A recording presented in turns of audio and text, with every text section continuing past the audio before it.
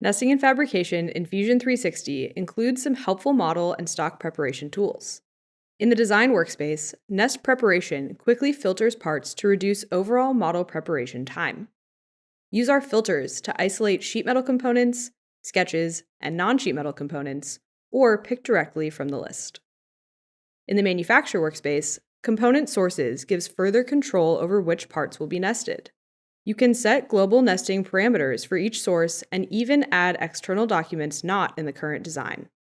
This allows you to combine multiple jobs or subassemblies into a single job to increase material yield. The Process Material Library gives you a place to manage stock material. Packaging material parameters will inform downstream nesting calculations, giving you greater control over nested results and insights into material usage and cost.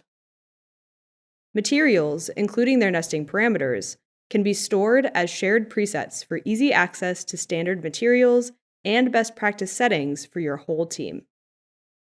We intended these setup tools to add control, but you can still nest without going through an extensive setup process, and Fusion 360 will automatically create packaging to support your nested parts.